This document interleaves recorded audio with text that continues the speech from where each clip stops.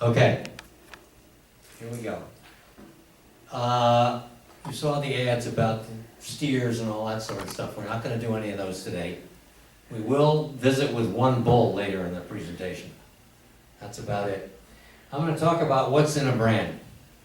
And first, let me say a couple of things. One is, many of you may know that there are huge corporations that they're called corporate identity firms in New York, and that's their business. They think that's their business. And you can go to them and they'll build you a logo and they'll give you all kinds of stuff. And I'm not going to talk about that at all, because I really think that's nice. If you want to spend a lot of money, you can go to those guys and they'll give you something. But I think I'd like to distill this down to a lot simpler stuff than that. Okay? I think the people who really create brands today are really two groups. One, of course, is the clients. The clients make the products.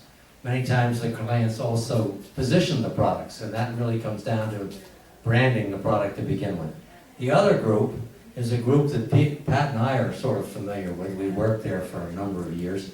They're called advertising agencies, and they work with the clients. And those really, I think, are the two sources of branding. And that's what I'm going to talk about today. Now, I'd like to disabuse anybody who thinks that the advertising agency business is essentially John Hamm, I should say. You remember him from Mad Men? He ran around, he drank like crazy, he smoked like crazy, he chased women all over the office and all that. If you think that that's what advertising agencies are all about, or maybe it's about guys sitting around in togas drinking wine or something like that, coming up with crazy ideas, or smoking pot in the stairwell. All of those things happen to some extent, but really that's not what the advertising business is all about. It's actually, there's quite a serious strategic part to the advertising business, and that is kind of what we're going to talk about today, with a little creativity thrown in. Okay? So I don't want people to think that this was all created by a bunch of wackos who, really weren't too smart. They were just wild men, because that's not really what happens. Okay, so let me tell you a little bit more about what I think branding is all about. I think brand is very simple. It's the name of the product, which generally the client comes to you, he's already got a name on that product, unless it's a brand new idea. But generally speaking, he's going to already bring it with a name on it. And when you add to that what I call the positioning, and that is what the product actually does, what the product is going to stand for in the marketplace. And when you think about that name of that product, what you want to think about is what it stands for. You put those two things together, that is the basis for a brand. And it's really not that complex. It takes a lot of hard work and creativity to come up with a good one, but it's really not any more than a name and a positioning, or what you're going to stand for, what you're going to give the consumer when they buy the product at the end of the day. And that's what I'm going to talk about today. Let me start with some classics. Coca-Cola, Kodak, which we know is no longer with us, but through no fault of the branding. It was they missed the market totally. They misread the thing and they didn't see it coming, and it blindsided them, and they went the way of the Singer sewing machine. It's gone. McDonald's and Tide. Those are four really good brands at one point in time in our lives. Coke. What does Coke stand for? It really stands for, it's refreshing, it's the original one. For a long time their line was the real thing. And that was an obvious thing, because there was another guy out there that wasn't the real thing in their estimation. That was called Pepsi-Cola. So when you thought about Coca-Cola, what you thought about was, that's the original cola and that's the real thing. And it's a very refreshing drink. And if that got seated in your mind, you went out and bought a lot of Coca-Cola with it. Okay, Kodak. Kodak stood for high quality pictures every time. The American storyteller was one of their good lines. And they were probably one of the most trusted products ever, when you think about it, because when you bought their camera and you bought their film and you put it inside the camera and you went out and had a great shot and you pushed the button, you hoped like crazy you got the picture. And you trusted Kodak more than anybody else to give you that picture every time. So there was a lot of trust involved in shooting pictures with Kodak. You had to really believe in them. McDonald's. Really what McDonald's developed early on was what I call an experiential positioning. McDonald's was a place that you went to have fun. Yeah, you could eat there too, but there was a lot going on at McDonald's. It was fun to go there, okay, and enjoy what was there. So they did the You Deserve a Break Today, which I think built their franchise more than almost anybody else. And that was their positioning in the marketplace. When you thought of McDonald's, you thought of you were going to go have a break. You might have something to eat while you were there, but you had a good time while you were there. It was a lot of fun. It was experiential, not just hard hamburgers or French fries. Those were all included, but that was part of the whole gestalt of McDonald's. And lastly, Mother Tide. This is the pride of Procter & Gamble from Cincinnati, Ohio. I'm sure you've all heard of them. You probably, I think their products are supposed to be in something like 97 or 98% of all households. Tide is the mother tide of the whole thing. They almost genuflect when they talk about this one out there. It's unbelievable. It's always been the same thing. They clean clothes. That's Tide's business. Tide's in, dirt's out. They have a whole line of detergents out there. Nobody else in the detergent category at Procter & Gamble can mention that they clean clothes. They can whiten clothes, they can brighten clothes, they can do all sorts of other things to clothes, but only one brand can clean them, and that's Tide. Now granted, the competitors can talk about the same thing, but they're always going to be up against the be-all, end-all of cleaning clothes called Tide. Took Procter a long time to build that up, but boy, once they had it, they really got it. Okay, that is some good examples of long-term things. So I say a brand is created by the name of the product, but a distinctive positioning, what sets that product apart in the marketplace. So when you think about whatever it is, you think about that brand as the solution to your problem. It has to be relevant to the target.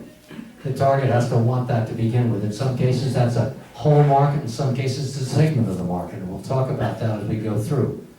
Some people have to focus on a particular segment in the market to build their business. They don't go with the whole market. It has to be grounded in reality. That is basically, it's got to work. Whatever you're going to promise and say that this is what you do, you better deliver. And we often said that nothing kills a bad product faster than good advertising. And that's true, because if the ads are great, everybody will go try it, and then it'll fail really quickly. It has to, and that is consistently reinforced by everything surrounding the brand, so that once you get it, everything plays to that same tune. If you run a promotion, it's got to be in line with whatever you stand for. If you do shelf talkers, if you package the product, whatever it is, every single thing, any PR has to be all about what you stand for. That's the way it gets reinforced over and over again, so every time the consumer sees it, it's in the same light. You don't want to muddy the waters. You want it always to be the single thing that you stand for that stands out in the consumer's mind wherever they see it and whatever message it has. All right, let's look at some very, very different things here. Just a couple of examples to walk through this to see how they came up with something. And I'm going to look at the military services back in the 1970s, just when the draft ended. And all of a sudden the game changed for a lot of these military services because they didn't have a built-in supply chain anymore. The draft went away. So the U.S. Army, which used to depend, of course, a lot on the draft, suddenly had a recruiting number to hit, and they had to do it without the draft. So, number one, they were given a lot of money by the government to help them do that. Their recruiting was funded with big dollars, somewhere in the neighborhood, I would think, of $70 or $75 million that the Army had to work with, because they had to recruit a lot of people at this point in time. And the line that they used was self-fulfillment. Be all that you can be. So if you joined the Army, they were going to turn you into something that you loved. You were going to be self-fulfilled by being in the Army. Okay? Next time, what about the Navy? The Navy was on the adventure idea. Join the Navy and see the world. They take you all around the world and it'd be great. The Navy got a lot of money too. They probably got something in the neighborhood of $35 or $40 million to spend. And I'm saying this because I'm going to lead up to somebody who didn't have very much money that had to compete with these guys. Whoops, wrong one. Come on. The U.S. Air Force. Pete, I sort of winged this. I went back and looked up a lot of stuff. You may know this better than I do. One of the lines they used was, discover the U.S. Air Force and you'll discover the world. Very close to the Navy, I would have said. I would have said, maybe I don't want to stick with that one if I don't have enough money to do that. They had some other ones. They had, I saw when I went back and looked, they had specific recruiting commercials for women, which was find yourself in the U.S. Air Force. And it was all about women. So that's where the Air Force was. Now the Air Force had much less money than the Navy and the Army. And the guy who had probably the least amount of money, the U.S. Marines. And we're going to talk about what they were going to do. I worked at J. Walter Thompson where the account was. They had a grand total of $12 billion in the 1970s. Now that was a fairly substantial budget worth versus a lot of folks, but versus the Army and the Navy, that wasn't very much money. And yet they had to hit their recruiting target too. So they were out there competing against these guys with lots more money, and they had to figure out what they were going to do. So let's see how they got to what they did. Historically, they had a narrow, largely unfavorable positioning in people's heads. They were the jarheads. They were the people that got beat up by drill sergeants every day. That was a lot of fun, I guess. So people had a funny perception of what the Marines were all about. Now, when the recruitment became competitive, they already, as you saw, the larger services weighed in with big, broad statements of what they were going to do for you, with lots of money behind them. So once a legitimate alternative to conscription, the Marines now had to fight all those guys with all that money. And they had to make the Marines an attractive proposition, not something that you would hate, and sustain the heritage of the Corps at the same time. So they couldn't walk away totally from what they'd always been, but they had to find a new way to appeal to people so they could fill their recruiting calendar. And what they did was they kind of violated some basic marketing principles right off the bat. Here's the line that they came out with. We're looking for a few good men. Now think about that. How many people with a product on the market are looking for a few people? You're looking for as many people as you can find to buy your product usually, not just a few. They took the reverse tactic here and they said, we're looking for a few good men. And what did that do for them? It leveraged their existing perceptions and core competencies because they were already thought as a fairly select group because it was not much fun to go there. They broadened the psychological appeal through the implied challenge. Are you good enough to be one of these few good men? So they were basically challenging people to recruit with the Marines. They created a clear, positive alternative to the other services. They weren't self-fulfillment as the Army was, and they weren't an adventure in the same sort of lyrical way that the Navy was. And they, at the same time, reinforced and elevated the pride of being a Marine. So that's what they did, and they never failed to fill their recruitment contract with that $12 million fighting against that. They managed to separate themselves totally from the other guys and get the people that they wanted. So that's how the Marines did it. Now let's look at another one. Federal Express. They invented the game that they went into. It's called overnight delivery. And they had a terrific line when it absolutely, positively has to be there overnight. It was a famous line. They did some great advertising, I think. Don't you think, Pat? The original advertising for Federal Express was great. But then other people tried to get into the business. In fact, I worked on one of those other people. It was called Emory Air Freight. And they tried to get into the business. They couldn't get any traction at all because one thing they were doing was essentially promising the same thing these guys were promising. Okay? Only they didn't have a foothold to start with. They didn't have the budget these guys did, and they didn't have that positioning, which really set Federal Express apart. But the guy who came a little bit later was the United Parcel Service, UPS. And they had to figure out just like the Marines had to figure out, how are they going to get into this market that Federal Express has created? That was their challenge. And look at what they were. And first we'll look at Federal Express. They invented the game, they built the positioning around the category benefits. Speed and reliability was what the game was all about, and they had both of those things locked up. So much so that they had 95% on-time delivery, so there was almost no way, there was no room for anybody else to get in this game. They had it all locked up. On top of that, they had good tracking, they had couriers, so everything was going their way, and if things got a little hot, they would just back up the delivery time. If they were promising 10, and you came in promising 10, they'd go back and do it at 9. And they were already so well established, and the system ran so well, they could do 9 o'clock, but you probably couldn't, because you couldn't adapt that fast. Okay? Here comes United Parcel Service. Who are they? They're a quality company known for dependability. That's good, because you're going to need that.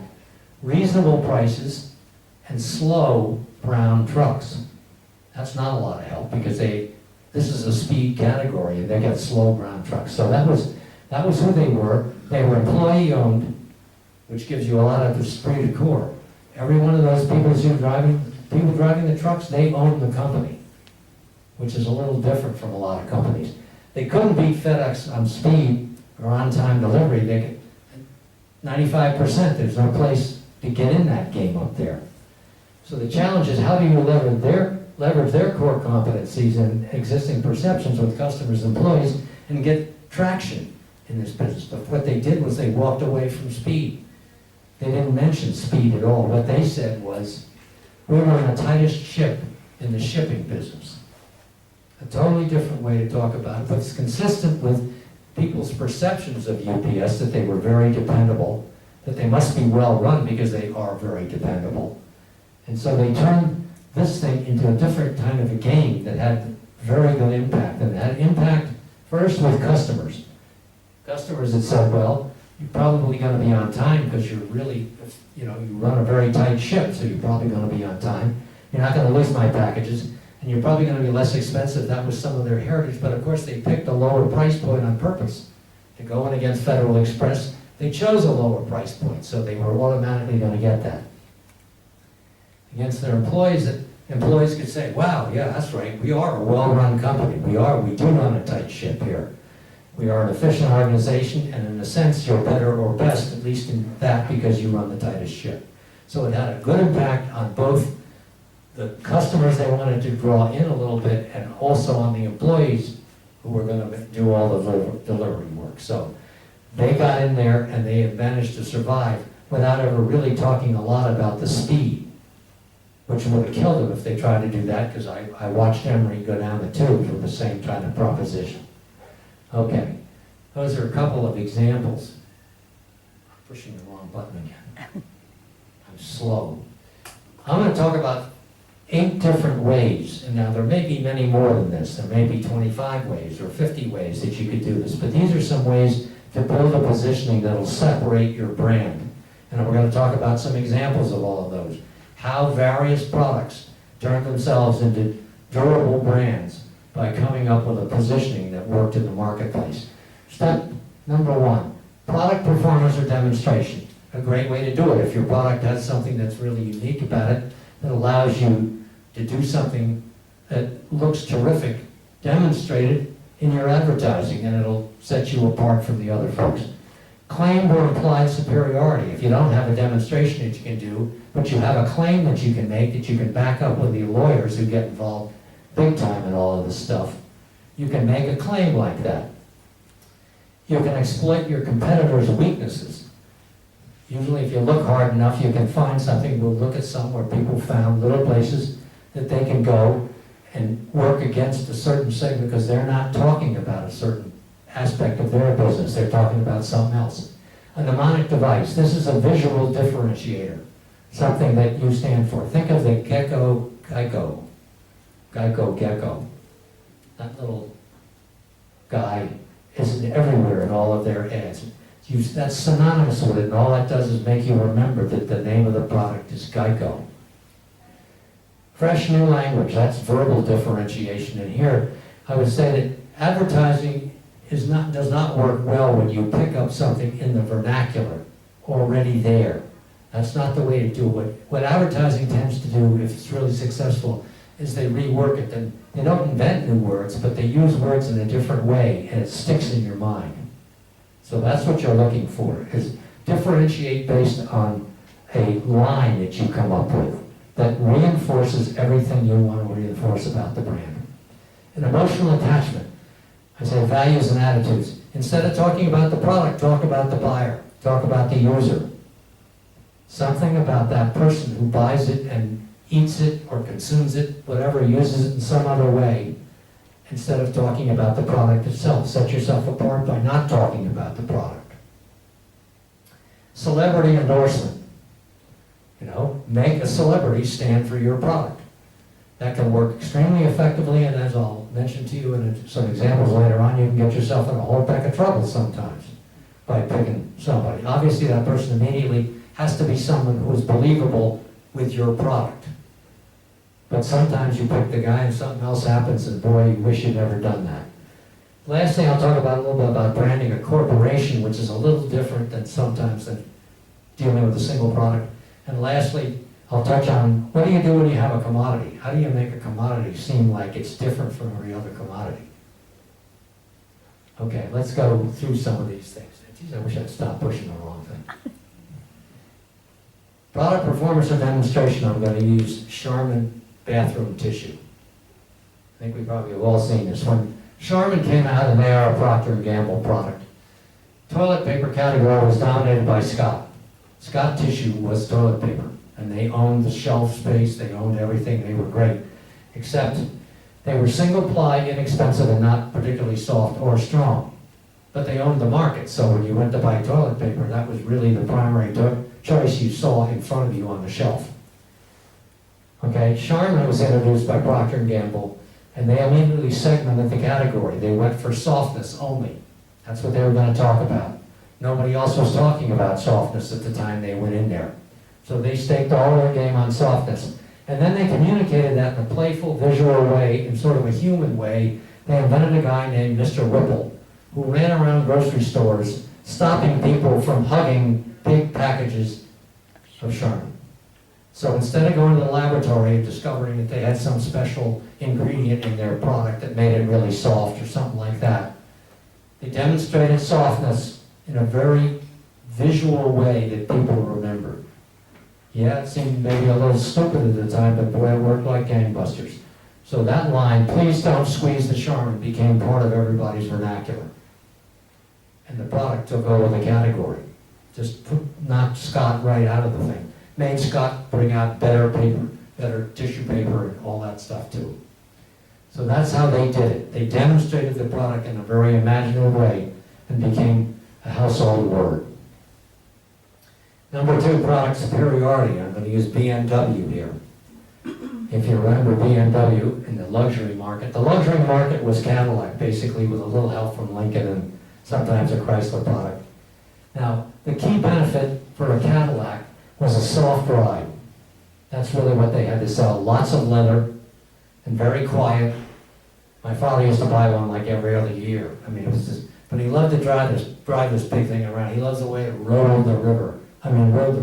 It just very easy, no noise, you know, fancy leather, smelled nice. Remember the guy from Chrysler who used to talk about the leather? Ricardo Montalban? Rich Corinthian leather is what they had in that product.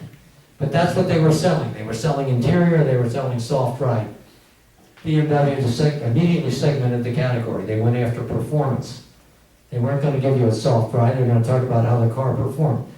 For anybody in the luxury category that wanted performance, they had to buy a sports car. I mean, all of the major luxury brands were selling you this soft ride. So if you really like to drive somewhere, you had to go someplace else. They captured that, and their line was the ultimate driving machine. Anybody else who comes along after that, they got a tough road ahead of them because these guys have already staked out the ultimate driving machine positioning. So BMW became synonymous with a sedan, which you could drive, which was great. And obviously, they opened the door for the Mercedes and the Audis and everybody else who came after them, and did a great job. Go after the competitor's weakness, and here we'll talk about Burger King and Wendy's vis-a-vis McDonald's. So McDonald's is out there, they dominate the category with their formula-driven offerings, their small-sized portions, and most of all, their experiential positioning, that it's a fun place to go. Okay? Burger King built their business on big burgers. They focused on the Whopper, which was their answer. And more importantly, the individual choice. Have it your way. Instead of having it their way, how about having it your way? So that's what they broke into the market with. You didn't want tomato, you didn't get tomato. You didn't want lettuce, you took the lettuce off, took the onion off, whatever it was. The other guys, you have it their way, and you like it, or not. Alongside that, along comes Wendy's, and I'll bet you all remember this one too. They focused on the absolute size and quantity, that Wallrusian patty that they put on the thing, okay? And then they used an amusing character and a memorable phrase to reestablish that thing. A lady named Clara. And they used to show you these gigantic hamburger rolls as big as a basketball. And the gal would sit there and they'd pull it open and look inside. There was a quarter-sized hamburger in there with a little tiny pickle on top. And this lady would lean in and say, "Where's the beef?" She just kept saying, "Where's the beef?" And it was ridiculous, you know? You suddenly start asking yourself, yeah, where is the beef? I mean, you know, look at that thing. So, but both of these people, both Burger King and Wendy's, made inroads initially with them by doing these things because they were clever enough and they were a slightly different segment. But over time, of course, McDonald's expanded their product line, and they also had an awful lot of marketplace leverage. They had retail outlets all over the place. And most importantly, probably, I think, they had kids. McDonald's had lots of kids. And when you try to sell, where's the beef or a Whopper, the kid's less interested in that. Where's Ronald McDonald? Where's all the fun that I used to have in that place? So while they got some traction, and they still are out there, and they're still selling, but probably more to adults than kids, even though they put the Burger King came in to help have fun and stuff. But it was copycat. And McDonald's sort of owned that. So they never caught up with McDonald's, even though they did get a part of the market by segmenting toward the hamburger. A mnemonic device, Energizer batteries. Here was Duracell. They dominated the category, and they had the long-lasting claim, and they had what we call the reason why, or permission to believe. They had a copper top. That's the way they lasted so long, the copper top. Interesting, I'll tell you a little bit more about that some other time, how powerful that copper top is. Energizer arrived with a great brand name. I think it was every bit as good as the Duracell product was. Duracell was a good name for a battery. They arrived with a good name, but they needed to create separation in the category that only had one benefit, long lasting. That's all anybody wanted the battery for. So what do you go and say to them? What they did instead was they created a highly memorable thing called the Energizer Bunny that keeps going and going and going. And they've been using that thing for over 40 years. And they've been very effective with that use of that bunny rabbit. It works very well. Then they paid it off with what I call a pseudo-superiority claim. Nothing outlasts the Energizer. Pat knows this trick. This is really an advertising trick. That sounds like a superiority claim, doesn't it? The ultimate driving machine, nothing outlasts the Energizer. That is a parity claim, not a superiority claim. Because they don't last any longer than Duracell, and Duracell doesn't last any longer than they do. But they can make this claim because what they're saying is nothing lasts longer. Well, that's true. Something lasts just as long, but nothing lasts longer. So that's a little bit of an advertising trick that the boys like to play once in a while. But it rings like a superiority claim. And so you think that bunny would last longer than the Duracell, but it really doesn't. How about different language? Change the language. Put something else in the vernacular for a change to protect yourself. Bounty paper towels, and this is the companion piece to Charmin because this is Procter & Gamble again. Procter & Gamble brought out Bounty. Again, we're faced with Scott towels. Poor Scott was a real target for Procter & Gamble. They looked at that and said, we can really handle these guys. The Scott towel was the category leader, and it was just like the Scott toilet tissue. It was a relatively inexpensive product that had very average performance, and again, it had nothing particular going for it. Bounty provided superior absorbency per sheet at a higher price point. Procter almost always comes in at a higher price point, by the way, because they have the differentiation built into their products. But what they did was very smart, because they knew that Scott and other people would come back with. So to help fend that off ahead of time, what they developed was a very memorable tagline that they went on about absorbency. It was called the quicker, picker, upper. So they invented a use of language like that to label their brand so that when Scott came out with Viva, the people would still remember, even if Viva said they're absorbent, yeah, but they're not the quicker, picker, upper. So they insulated their brand a little bit for the long term by doing this. Time out. Okay, did we miss everything else, so I have to start over? No, I guess I can. Okay, the quicker picker upper, that was where we left off. The quicker picker upper that kept Bounty in the game. Okay, an emotional connection with values and attitudes. So we're going to shift now and talk about, instead of talking about the product, how about if we talked about the user, the buyer, the server, the what have you.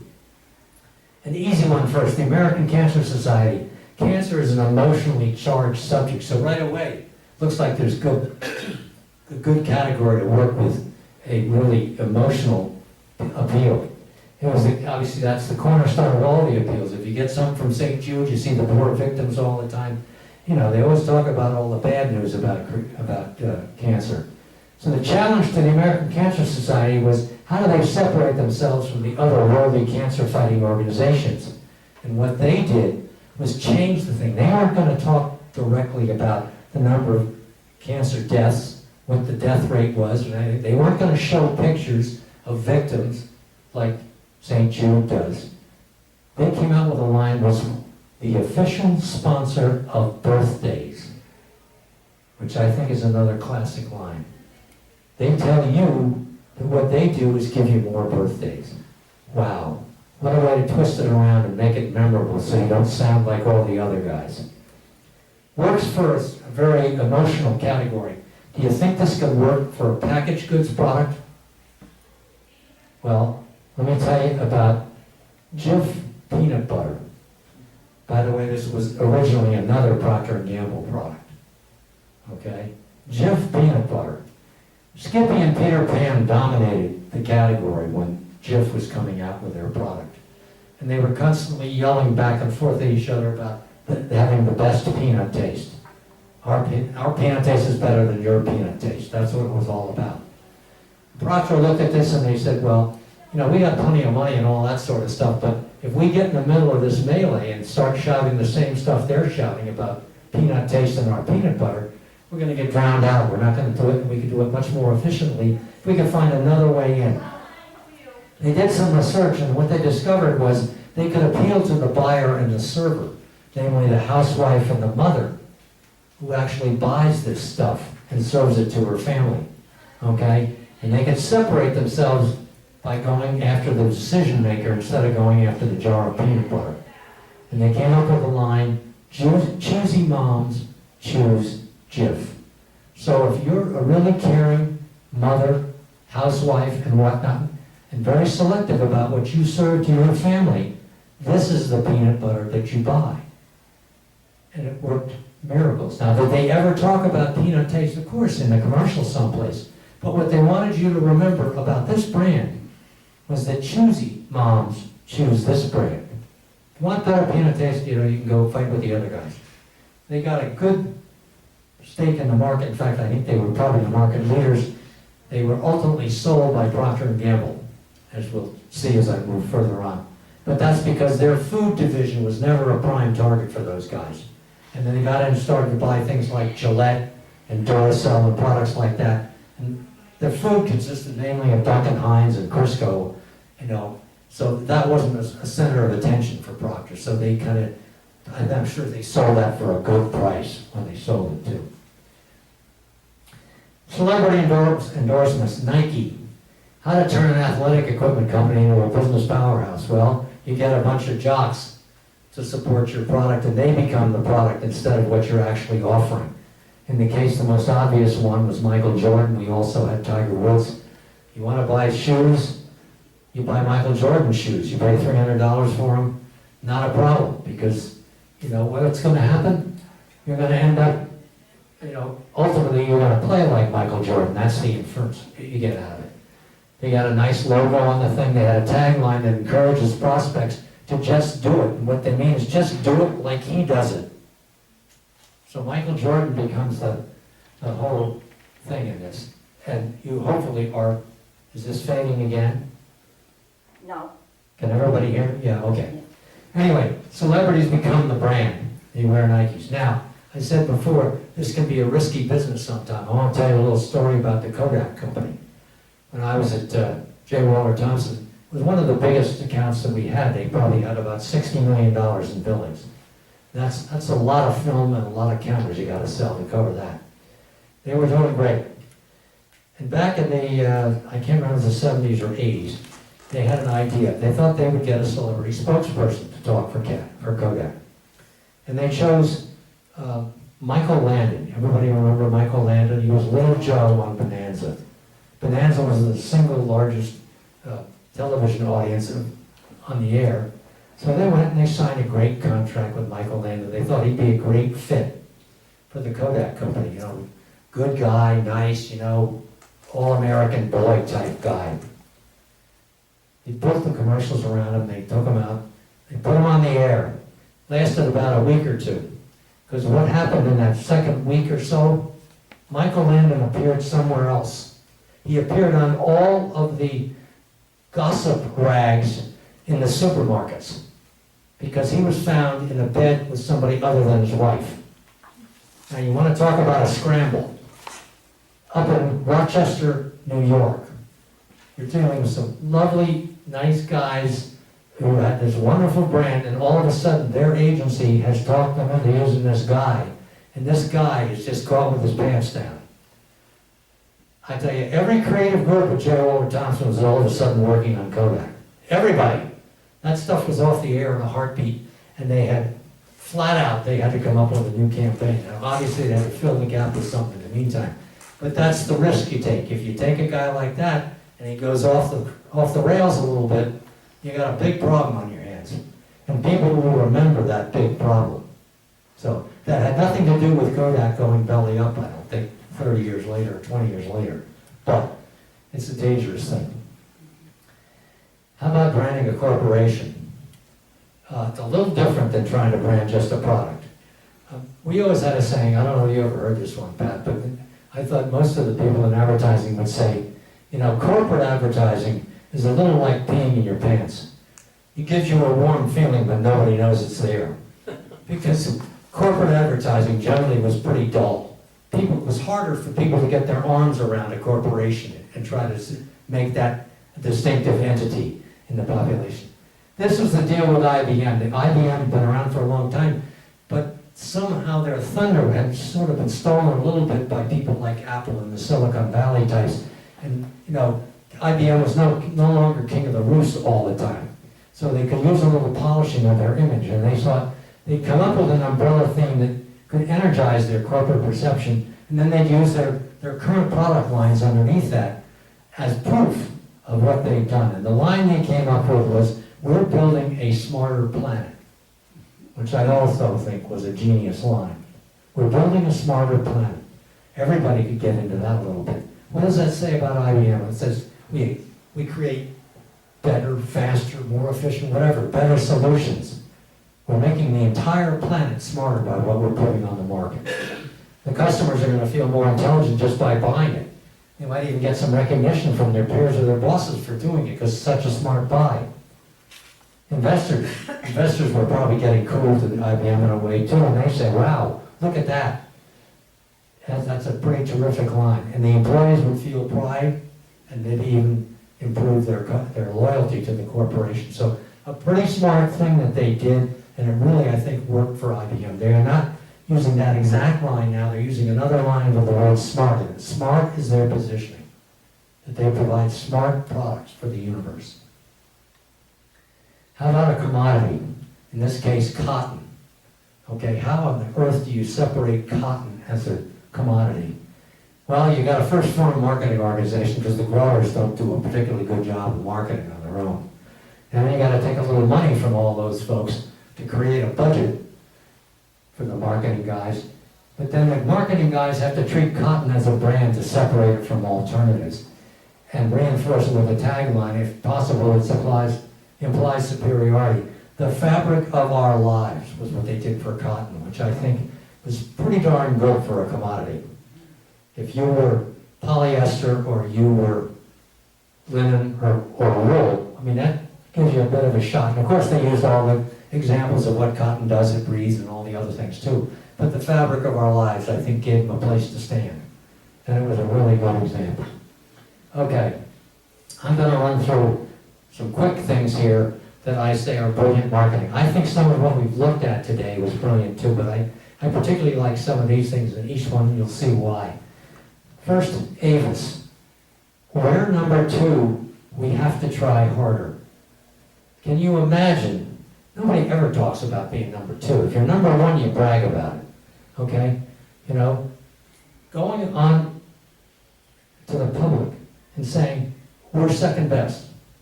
Can you imagine if you're in the room and the Avis guys are sitting there and in comes Doyle Dane Burbank and they say, guys, we've got this great idea.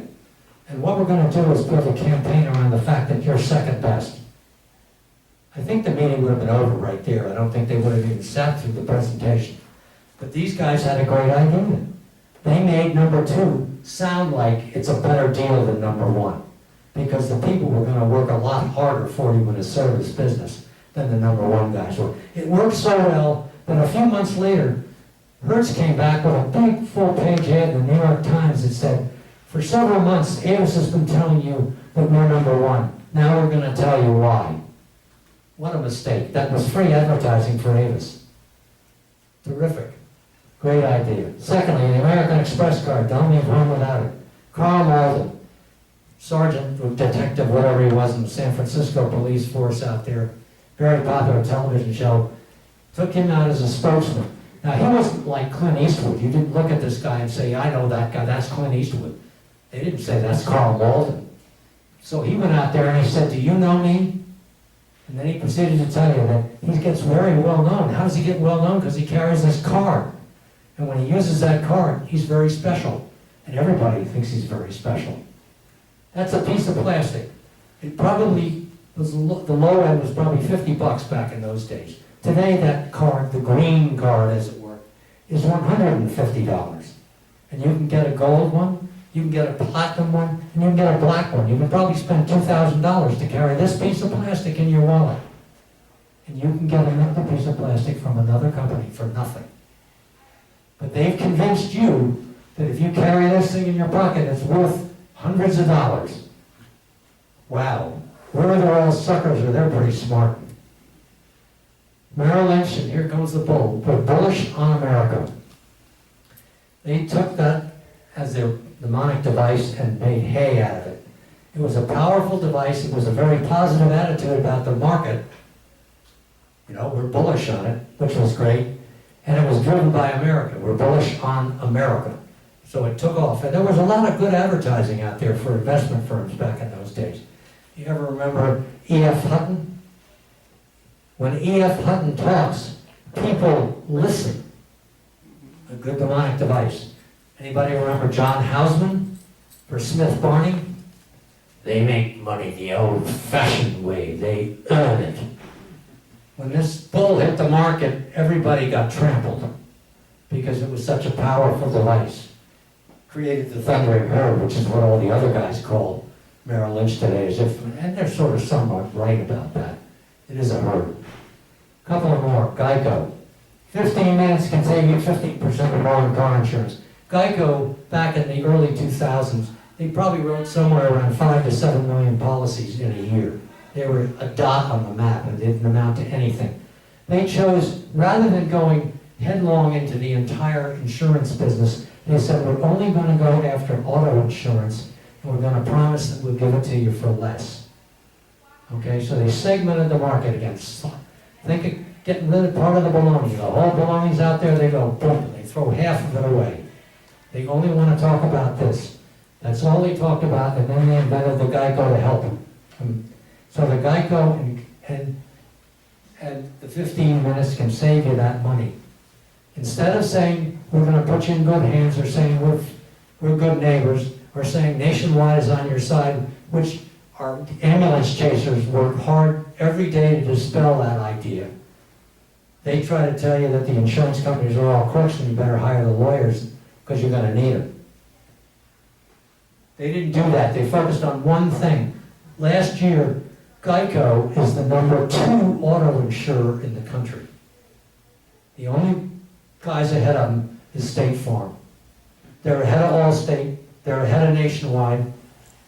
All because they did that. They're doing so well now that they're expanding their coverage. They're talking about homeowners. They're talking about rental insurance. They're talking about motorcycles, bikes, boats. And they even have a commercial out there now which has the friendly gecko standing there with a huge pile of flyers. He's got 2 huge piles in front of him. And of course, he's about this big. And the guy who runs the office comes in, and the gecko says to the guy, he says, well, which one of these 2 are we going with? Are you going with 15% or are you going with 75 years of saving? The guy looks over, he says, let's go with 75 years of saving. The gecko says, well, what do I do with all these? The thing is up to the room. He says, put it in your desk. Put it in your desk. Now they're selling all kinds of insurance and successfully. Next, Smucker's Jam. With a name like Smucker's, it has to be good. Guess who they were presenting to the first time they presented that line? Mr. Smucker. Who would have the nerve? What client would, after hearing that, is going to buy that campaign making fun of him? Fortunately, they did buy it. Lois Wise of Wise Advertising, a little pipsqueak out in Cleveland, Ohio, did this. I don't know if she ever did anything else, but she sure hit a winner on this one. With a name like Smucker's, it's got to be good. And they're still out there. And by the way, they bought Jif peanut butter for a very obvious reason. They bring the jelly too. So they bought Jif peanut butter. They were successful enough to do that, even if no matter how much they paid. Okay, less thorough, a little less successful, but a very interesting thing. You remember the little ditty, it's so easy when you use less oil. The only product on the market to clean floors back then was owned by Procter & Gamble. It was called Spick and Span. And that was a powder that you dumped into the bucket and then added water and made some gooey mess and took it outside. Less Oil was the first liquid cleaner for floors. So they had a huge advantage going in because it didn't make the mess in your bucket that the other thing made. But they had a problem. They couldn't get any shelf space because who owned the shelf space? Procter & Gamble was Spick and Span.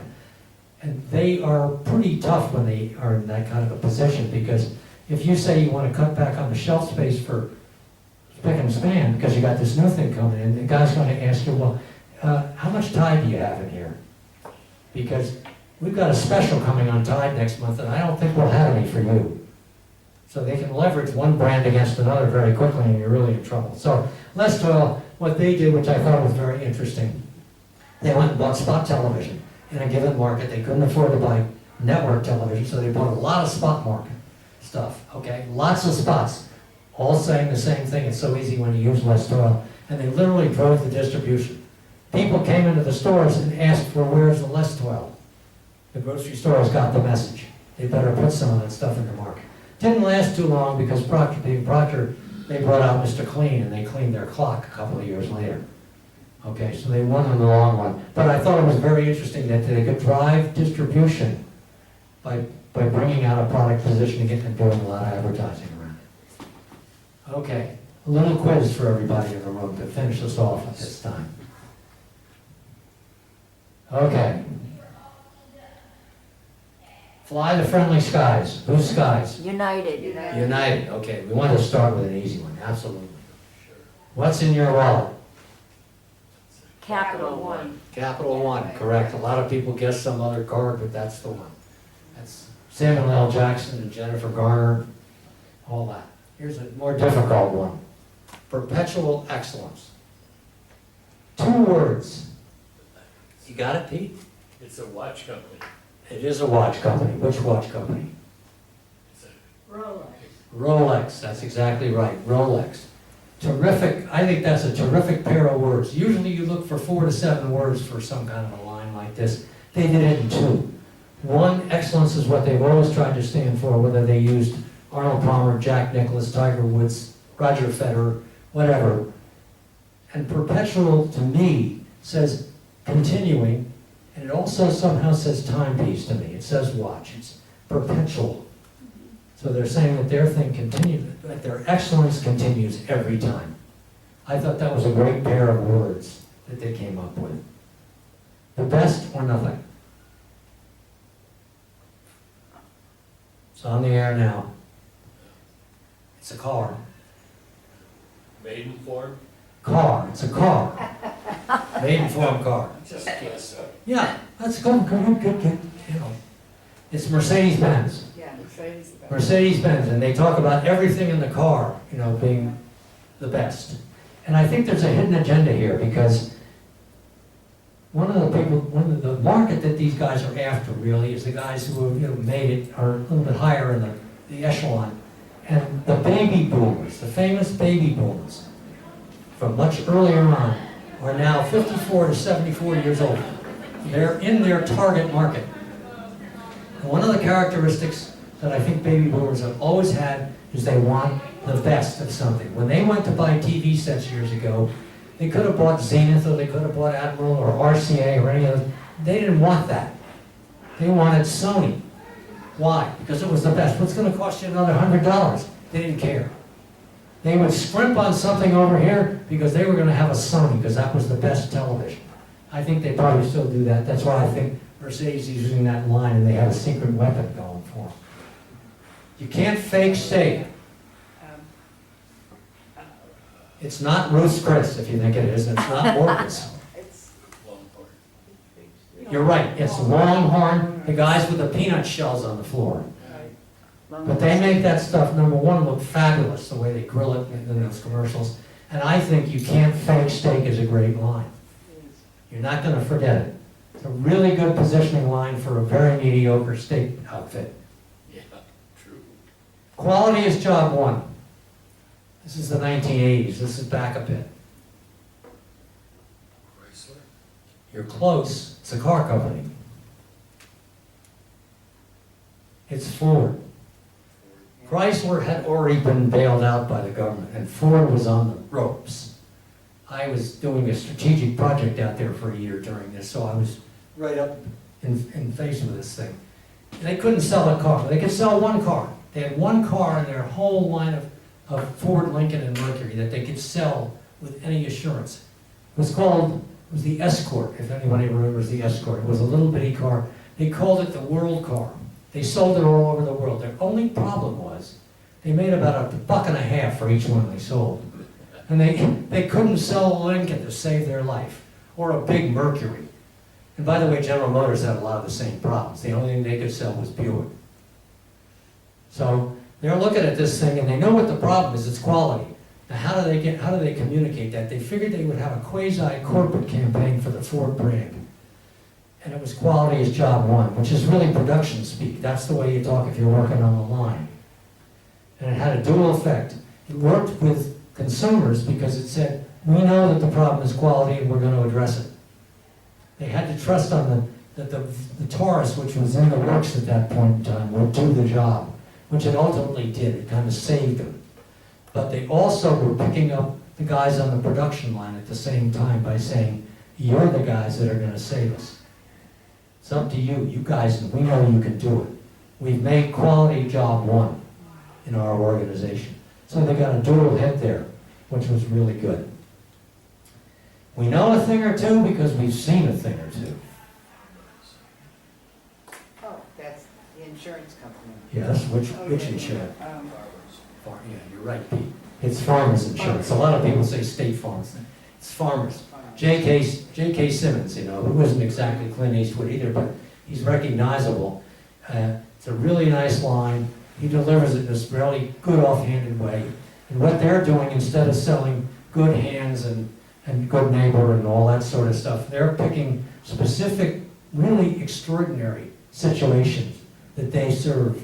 And by being Lloyd's of London locally, they're saying something very different to people. They're saying, we can solve your problem because we can solve all these strange problems. But that line is a nice line, extra long. You don't usually see that thing that long. Can't get away with it, but this one works really well. And lastly, everybody doesn't like something, but nobody doesn't like Sarah Lee? Sarah Lee. First person, nobody got it yesterday. Oh, Everybody doesn't like something, but nobody doesn't like Sarah Lee. A great line. It helped them a lot. Again, way too long by normal standards, but if you get it right, it really works for you. So there's no one solution or one size fits all. Okay? So that's the show for today. If anybody has questions about any of this material, or you want to talk about the advertising business, I've got Pat Lee here too, he can talk about it. Oh, Pat wants to talk about it. Help spell strong bodies 12 ways. Yeah, that's right. Wunda. There you go. Wunda. Rolade spells relief. You're right. Gotcha. That was your agency, right? I That think. is. Weren't you engaged for a while? Always. Wonder Bread, Continental Baking was. And so Rolaids was yours too, I think. Yeah, that was for a while. Yeah, Kendall Motor Oil was big. yeah. Did a lot on that. okay. Okay. That it? And Betsy Yeah, did too. I mean,